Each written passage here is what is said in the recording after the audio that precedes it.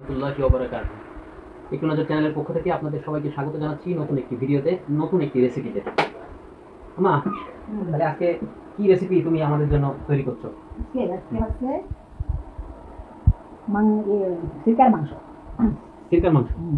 আচ্ছা, এই সিরকার মাংসে মানে মূল উপকরণগুলো কি কি আছে? উপকরণ এই কয়টা: শাহি গোলমরিচ, একটা হচ্ছে কালো এলাচ ছিলে নিছি, হ্যাঁ, দুটো তেজপাতা মাঝখানে ছিলে নিছি, 2-3 টুকরো দারচিনি, এলাচ আর লবঙ্গ। আচ্ছা, আর পেঁয়াজ, এইগুলো আগে দিতে হবে। আচ্ছা, হ্যাঁ, দাও তাহলে তুমি দেখো আমাদের।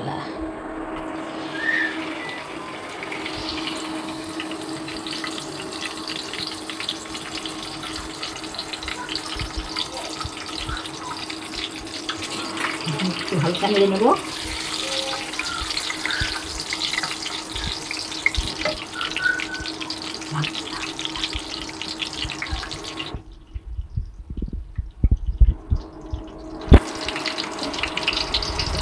নেড়ে এবার আমি পেঁয়াজ দিয়ে দেবো, তাই তো?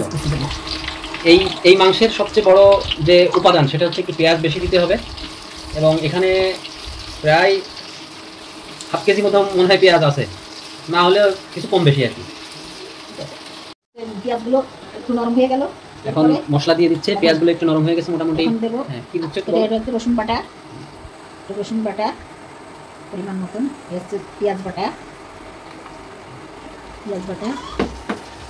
আর হচ্ছে আদা বাটা। মানে এই বাটাগুলো আসলে ওই যারা যেভাবে রান্না করে সেই পরিমাণ অনুযায়ী।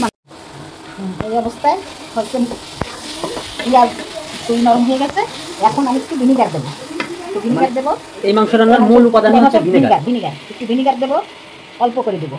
মানে এর কোনো পরিমাণ আছে যে 1 কেজি মাংস এত? না, সেটা টকের পর যেরকম টক খাবে, আচ্ছা, তার সেরকমই। যদি কেউ কম খায়, কেউ বেশি খায়, হ্যাঁ। এখন আমি এটা দেবো। আবার পানি দিয়েও কেউ কষাতে পারেন, সেটা সমস্যা নেই, কিন্তু আমি পানি দেবো না, আমি দেবো ভিনিগার। এবার আমি বস দিলাম।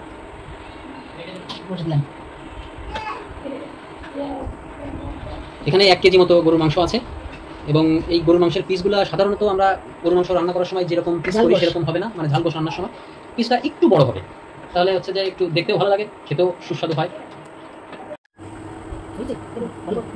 এখন হালকা একটু গরম পানি, কষানো প্রায় হয়ে গেছে, গায়ে পানি টেনে গেছে। এখন হালকা একটু গরম পানি দিয়ে দিন, এটাকে বেশ সিদ্ধ হয়ে যাবে। আমার রান্না প্রায় শেষের পথে। আমার রান্না তো মনে হয় প্রায় শেষের পথে, না? হয়ে গেছে। তাহলে একটু দেখাবো সেই পরিচিত ঘ্রাণ, আম্মা যেভাবে রান্না করে আর কি, সেই ঘ্রাণ দেখে আমি একটু ঘ্রাণটা একটু নিই। সেই স্বাদ। 6-7টা কাঁচা শুকনো ঝাল আমি 2 ভাগ করে বিসিবি ফেলে দিয়ে রেখেছিলাম, এখন সেটা দিয়ে দেবো। রান্না প্রায় শেষ। এটা তো একটু ফ্লেভারের জন্য, এটা শুধু জাস্ট ফ্লেভারের জন্য, তাছাড়া আর কিছুই না। গুঁড়ো ঝাল দেওয়া হয় না।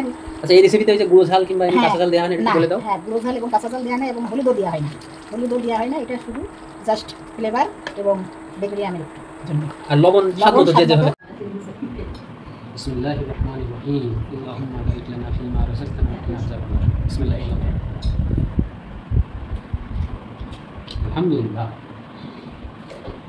এই সিরকার মাংসটা আপনারা বিভিন্নভাবে খেতে পারেন, কিন্তু সবচেয়ে বেশি স্বাদ লাগবে, সবচেয়ে বেশি ভালো লাগবে যদি পোলাও বা পরোটা, লুচি এগুলো দিয়ে খান। তো আপনারা বাড়িতে এই রেসিপি ফলো করে যদি রান্না করেন, ইনশাআল্লাহ ভালো লাগবে।